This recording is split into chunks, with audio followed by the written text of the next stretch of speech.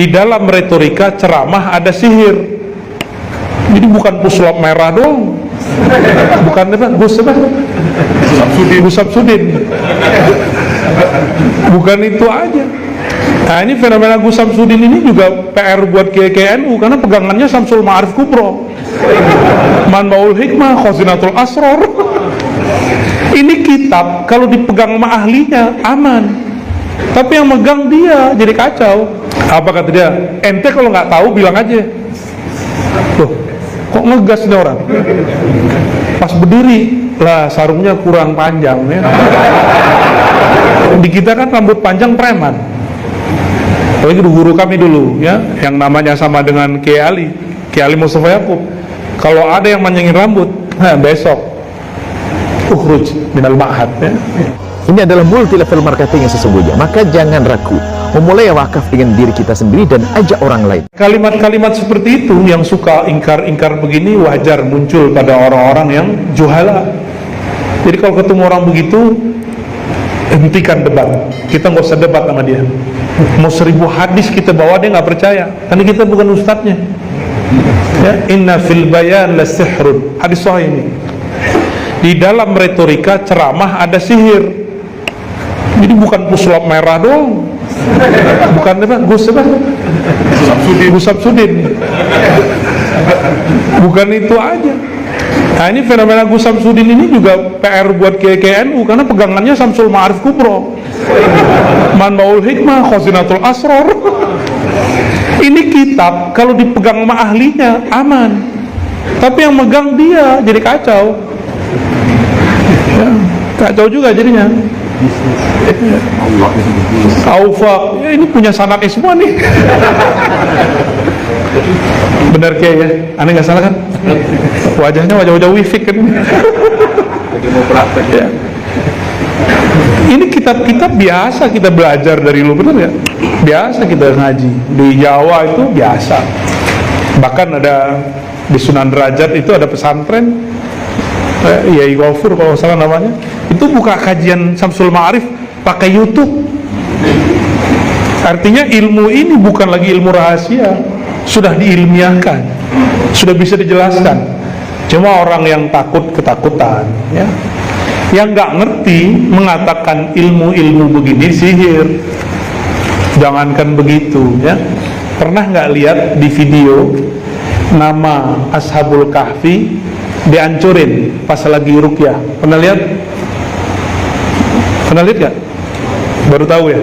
Jadi ada orang kesurupan, terus katanya jin yang di dalamnya, saya benci sama itu, ditunjuk sama dia. Ada nama Ashabul Kahf, tengahnya ada Kitmir. Akhirnya dihancurkanlah itu. Kok mau ya peruqyah dibohongin sama jin? Orang kesurupan itu belum tentu jin loh, bisa jadi otaknya error. Orang kesurupan itu kebanyakan stres. Yang benar kesurupan itu kalau dia punya ilmu-ilmu aneh, itu benar kesurupan, itu mengjin bersarang di badannya. Ya jadi majrad dam ya, inna syaitan ya jadi majrad dam, syaitan ngalir setiap darah. Jadi teman-teman yang hobi-hobi ilmu-ilmu begitu ya, jangan ngambil ilmu itu kecuali min ahlihi. Kalau min ahli aman. Nah ini sayang nih, kitabnya lagi diserang nih ya, diserang oleh Ustadz Fulan ya, saya nggak usah sebut nanti kunjingin orang. Baik. Nah ayat ini pembuka pengantar bahwa kajian-kajian atau haflah-haflah haul insyaallah bagian daripada sunnah yang tersirat dalam hadis uzkurul maut, mengingat kematian. Tidak ada mati kecuali ada orangnya. Mengingat mati itu apa yang diingat? Orangnya bukan. Memang mati itu ada wujudnya, betul ada wujudnya, tapi dia aradi ya. Kalau belajar kitab akidah sifat 20 ada yang disebut jauhar, ada arad. Jauhar itu zatnya, arad itu karakter atau sifatnya. Contoh nih, ke Syauqi ganteng nggak? Saya nanyanya bukan ke ibu-ibu ya. Ini aja deh, pinter. Pinter itu arad, karakter yang melekat. Di mana melekatnya pintar itu? Di tembok atau di orang? Orang atau di ini? Jadi kalau ininya numpuk 3 sorbannya, itu orang pintar bukan?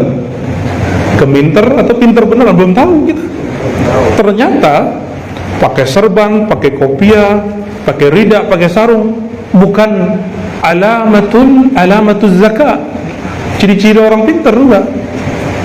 Ciri-ciri orang pintar nanti kalau berkalam ketahuan. Ya, maka salah kalau ada dai-dai supaya orang trust bajunya dibagus-bagusin, ya. Sorbannya nggak apa-apa, kita juga punya sanad serban kok ya. Ntar kalau ada masaknya saya pakai serban, antum jangan kaget. Ya, sekarang belum, sekarang masih pakai kopiah hitam ya, biar bid'ah. Nah, jadi gagah, ganteng, jelek itu arat namanya. Sama mati itu juga begitu, sakit mati itu arat.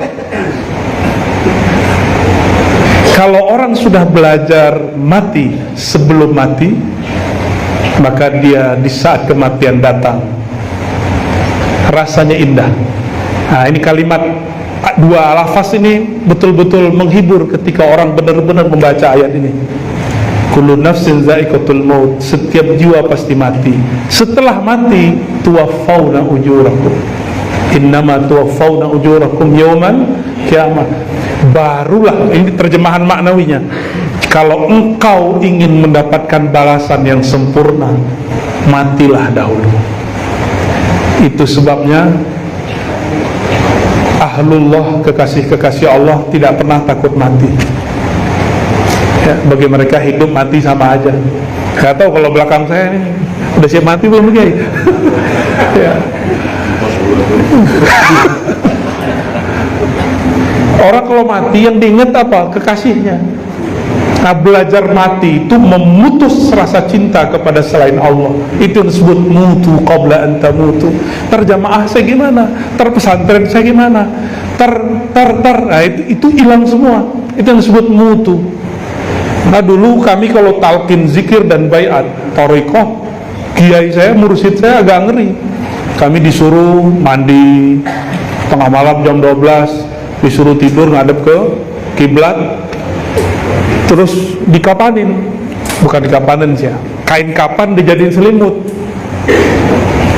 suruh zikir sampai subuh. Jadi nggak boleh tidur, ketiduran boleh. Jadi kalau zikir itu benar ketakutan kita, menggigil. Subuh-subuh baru ditalkin, nangis semua. Sekarang kan minta rukhsah semua antum ya. Ya, talkin dong, enak amat ya, kayak obral. Tapi kiai sekarang alhamdulillah, karena semua kiai baik-baik hati, orang datang tahu talkin semua ya. Saking baiknya kiai zaman now. Dulu mana ada begitu. Kita nggak bisa begitu dulu sama guru-guru kita. Sulit mendapatkan permata zikir karena di situ belajar mati. Ya. Bahkan ada satu mursyid saya, ya, dulu latihannya dikubur dia. Bisa sehari, bisa 2 hari. Coba bid'ah nggak tuh? Bid'ah nggak tuh? Kan kalau ada sekarang orang begitu kan ya nggak bid'ah, ya, horor jadinya. Dimasukin ke dalam kubur, dibuatin liangnya, disuruh di situ tidur berhari-hari. Ada yang baru 5 menit nangis-nangis naik ke atas. Ya. Cuma kiai-kiai zaman now udah nggak begitu. Muridnya wiridan dikasih handphone. Maksudnya wiridnya diijazahkan lewat WA. Bener ya? Jadi sekarang orang-orang wiridan buka handphone. Soleh bener. Udah, zaman sudah berubah. Maka thariqah karena artinya metode mesti diganti. Metodenya, namanya tetap Naqsyabandi, namanya tetap Syazili, namanya tetap Syatari, namanya tetap Idrisi, tapi metodenya harus disesuaikan ya, supaya mutu qabla anta mutunya bisa diterima oleh khalayak hari ini ya. Semoga para kiai kita diilhami selalu oleh Allah SWT untuk mengajar yang fresh ya. Amin ya rabbal alamin. Tabarukan dengan kitab yang dibaca oleh almarhum Syekh Kiai Haji Muhammad Sahih Ansari, namanya udah sahih ya. Kebayang kalau sahih kitab apa dong? Sahih Bukhari ya. Ada satu pasal yang mau saya baca di sini tentang hobi kiai NU baca hadis dhaif ya. Faslun ya. Di sana dina al-Muttasil al-Imam al-Hafiz al-Faqih al-Mujtahid an-Nawawi qaddasallahu sirrahu qala fasl i'lam annahu yanbaghi liman balaghahu shay'un fi fada'il al-a'mal ay ya'mala bihi walau marratan wahidah liyakuna min ahli. Hobinya Pak Kiai ini bener ya Pak Kiai ya? Ketahuilah sepantasnya, seyogyanya bagi siapa saja yang sampai kepadanya satu hadis meskipun dhaif dalam bab fadilah amal, agar ia beramal meskipun sekali, liyakuna min ahli, supaya dia tetap disebut ahlul hadis, ahlus sunnah, ahlu ummati Muhammad sallallahu alaihi wasallam. Maka jangan heran ulama-ulama kita ahlu sunnah tidak masalah baca hadis-hadis dhaif. Yang penting hadisnya dijelaskan ya, hadisnya dijelaskan. Nah, ini zaman, mohon maaf para kiai tidak bermaksud menggurui anak-anak muda sekarang yang baru-baru hijrah. Pertanyaannya gimana dalilnya mana gitu Kiai. Hadisnya sahih nggak? Disohhikan Albani nggak? Ya. Gimana? Ya, pasti gregetan nih Kiai ini. Itu tidak dapat dijawab. Mang ente udah hafal Alfiyah, nggak bisa begitu. Mang ente dengan jurumiyah, nggak bisa begitu. Ane udah 30 tahun di pesantren, nggak bisa digituin. Mesti disebutkan betul ini hadis Sahih Bukhari dalam kitab ini. Bahkan sekarang lebih keren lagi, minta nomor dia. Biasanya kalau kita orang minta nomor ingatnya apa? Ya, togel. Sekarang canggih, nomor masuk ke kitab hadis. Padahal dulu kalau kita ngaji nggak ada tuh nomor. Bahkan dulu halaman nggak ada. Al-Quran kitab itu untuk nyambung dengan halaman berikut, di pojok bagian bawah disebutkan satu kata di halaman ujungnya yang ada di halaman berikutnya. Gak ada halaman numerik itu semua muncul dari penerbit zaman now. Maka beda penerbit, beda nomor, beda. Dulu saya ngaji di Menteng, ada satu masjid udah jadi hotel sekarang tuh, nggak tahu tuh statusnya. Kita nyebutin Sahih Bukhari, kitab saya emang gak ada nomornya. Kita baru pikir yang kuning zaman-zaman dulu, ya kayak gini warnanya, ya, kitab kuning. Tiba-tiba di pojok dia nggak ikut ngaji sama kita, dari tadi main handphone mulu. Giliran kita nyebutin hadis, telinganya, wow, dia seneng hadis. Jadi kalau udah qala Rasulullah, telinganya, wah ini untungnya mereka, bagusnya mereka. Langsung nanya, hadis berapa tan? Tanpa murtad, ya kan? Saya bilang di kitab saya nggak ada nomornya. Apa kata dia? Ente kalau nggak tahu bilang aja. Loh, kok ngegas nih orang? Pas berdiri lah sarungnya kurang panjang, ya. Bukan pakai sarung dia.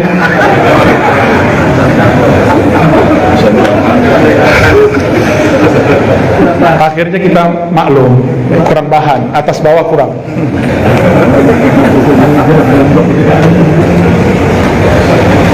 Dari dulu kita cuma ngamalin matan, nggak ada ngapalin nomor, apalagi halaman, nggak ada. Itu bid'ah semua itu ya, walaupun boleh ya. Uji-uji kecerdasan mah boleh, tapi nggak perlu sebenarnya. Yang penting hafal hadis kan. Bisa nggak? Waladhdallin amin. Surat 33 ayat 1 sampai 7. Allahu Akbar tuh ya. Nggak bisa. Yang penting hafal ayatnya. Coba ya tanya nomor ayat yang dibaca sama Ustadz kita yang baca, tapi nggak tahu nomor berapa tadi.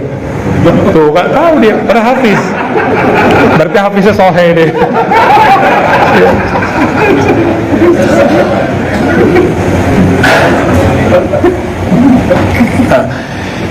Jadi walaupun hadisnya dhaif, walaupun marrah fil hayah na'mal bih, walaupun sekali seumur hidup kita amalin. Kalau saya yang sahih aja belum saya amalin semua, apalagi yang dhaif. Contoh nih ya, hadis manjangi rambut, udah belum kayak segini kayak ya.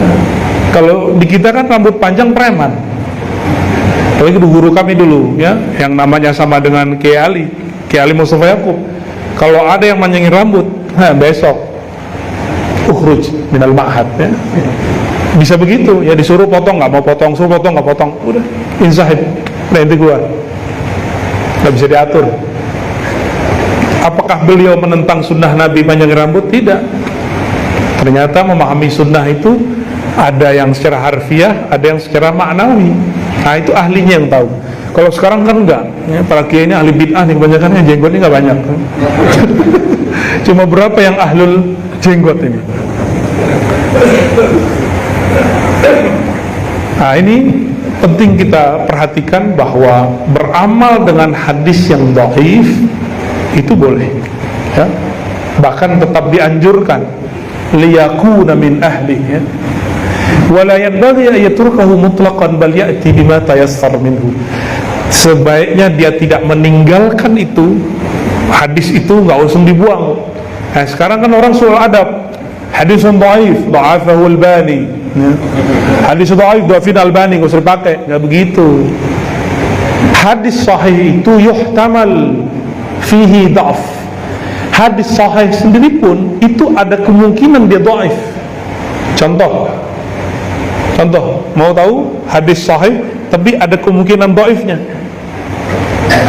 Dari mana taunya? Setelah dikumpulkan semua riwayat baru ketahuan. Yang menjadi akidah yang antum sering bentrok sama mereka ya. Dalam satu riwayat Imam Muslim, Sahih Muslim sahih bukan ya? Sahih. Datang seseorang kepada Rasulullah mengadukan masalah budaknya.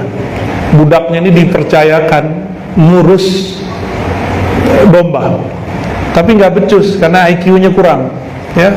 Naqisatul aqli kata Imam Ibn Hajar al-Asqalani. Dilaporkan kepada Nabi, Nabi kemudian mengatakan, i'tiqha in kanat mu'minah ya. Kalau dia mukmin, perempuan ini beriman, maka bebaskan. Lalu Nabi nanya, di riwayat Imam Muslim pertanyaannya apa? Ainallah. Apa artinya? Allah di mana? Hadis sahih loh. Sedangkan Sayyidina Ali mengatakan, man ayyanal aina fala yuqalu lahu aina. Siapa yang menciptakan tempat, maka dia tidaklah bertempat. Apa ini bertentangan? Lalu bagaimana dengan surat Asy-Syura ayat 11, laisa kamitsli syai'? Al-Ikhlas ayat 4, lam yakun lahu kufuwan ahad. Apakah bertentangan? Enggak. Ketika dikumpulkan riwayatnya bertemu. Riwayat ini ada persoalan yang tidak terungkap. Kita kumpulkan di hadis Imam Malik, di hadis Imam Abu Daud, ada nanti di Nasai, ada nanti di Ahmad. Ketemu ternyata ada persoalan di riwayatnya. Apa persoalannya? Di satu riwayat Nabi nanya, aina rabbuk? Man rabbuk? Siapakah Rabbmu? Siapakah Tuhan penciptamu? Dijawab Allah. Di riwayat ketiga, atashhadina alla ilaha illallah. Apakah kamu bersaksi tiada yang berhak disembah kecuali Allah? Saya mau tanya, kalau ada orang mau masuk Islam, itu dengan mengatakan Tuhan di langit atau dengan syahadat? Dengan syahadat, benar. Jadi kalau ada orang bilang Tuhan di langit sana, Muslim nggak dia? Berarti hadis ini, riwayat ini tidak cocok secara kaidah ilmu tauhid. Dalam ilmu tauhid, dalam ilmu fikih, tidak sah Islam seseorang kecuali dia bersyahadat. Dan itu hadisnya mutawatir. Bersyahadat adalah syarat masuk Islam. Jadi jika perempuan ini mengatakan Ainallah, hadisnya harus tunduk kepada makna kedua dan ketiga, man rabbuk, dan yang kedua atashhadina alla ilaha illallah, ya. Maka hadis Ainallah, di mana Allah ini, oleh Imam Nawawi dimaknai lain. Kata aina tidak berarti tempat secara materi, dapat juga berarti maknawi. Nah, saya menghindari itu. Penakwilan itu agak berbahaya. Kita pakai saja hadis kedua dan ketiga, ya. Ini sebagai contoh. Hadis riwayatnya sahih, tapi konten isinya bermasalah. Sahih riwayatnya, matannya bermasalah. Nah, ini contohnya, ya. Ada hadis dhaif. Kalau dhaif, kira-kira diamalin sahabat gak? Seharusnya kan enggak. Seharusnya enggak. Diamalin tabi'in gak? Enggak, kalau emang dhaif. Nah, maka Imam Tirmizi, Imam siapa namanya? Dan kawannya Imam Abu Daud punya satu metode. Jika ada satu hadis, menurut kita ahli hadis, kata mereka, ini dhaif, tapi diamalkan oleh generasi awal, generasi kedua dan ketiga, yang disebut oleh suatu kelompok sebelah, apa namanya, ulama salafus saleh, gitu ya. Cara melafaznya bener gak? Salafus saleh, gitu ya. Kurang fasih. Ada diprotes sama Banser. Kayaknya menyebut Banser pun kurang sah ini. Banser.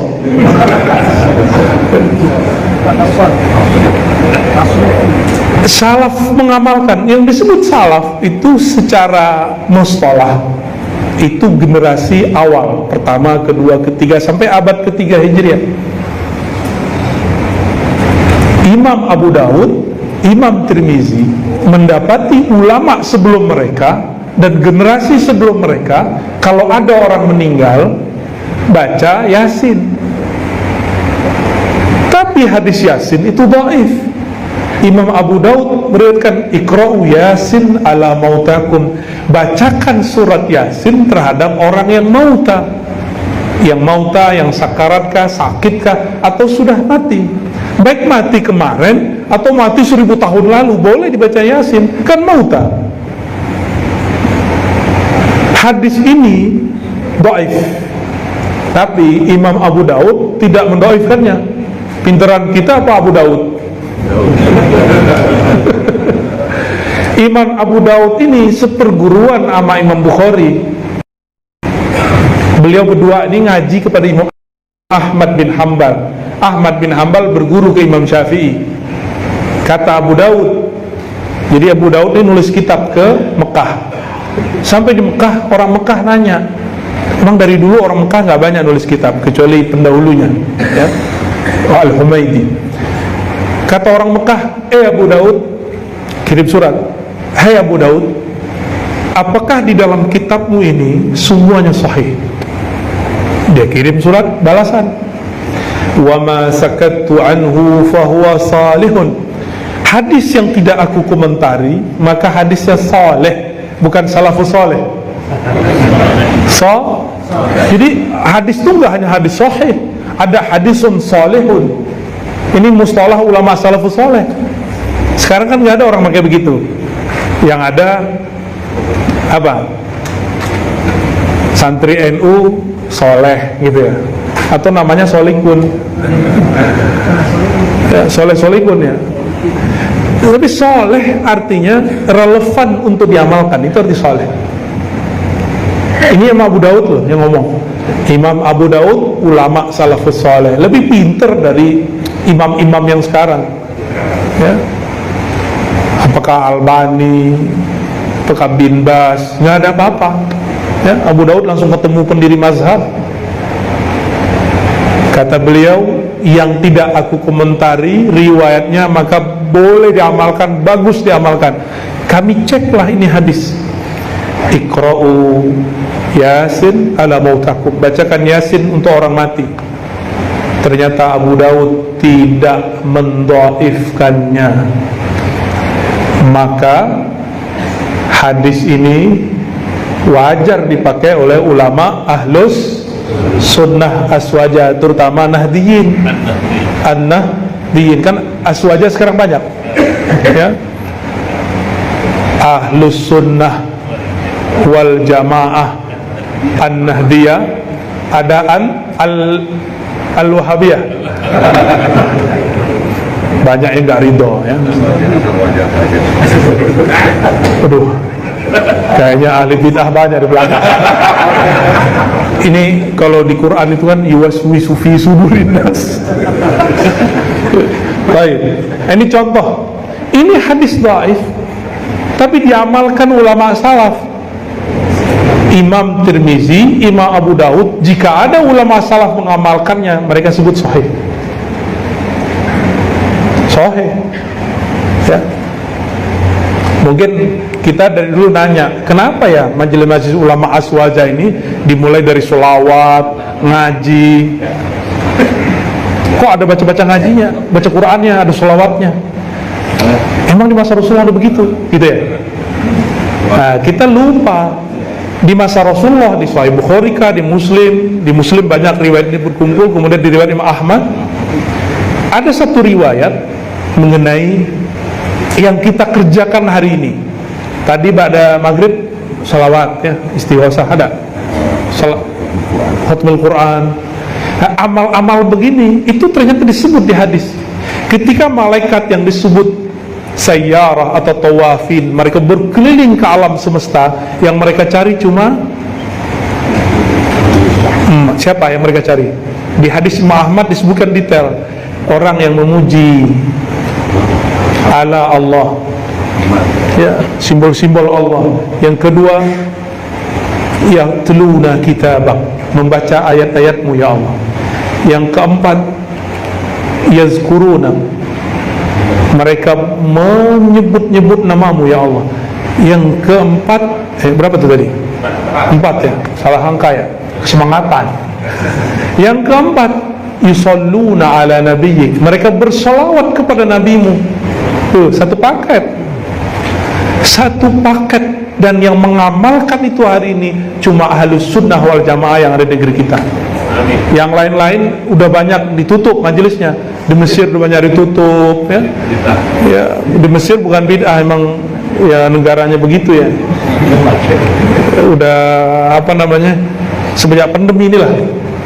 Kiai-kiai pandemi tetap buka. Karena itu perjuangan. Ya.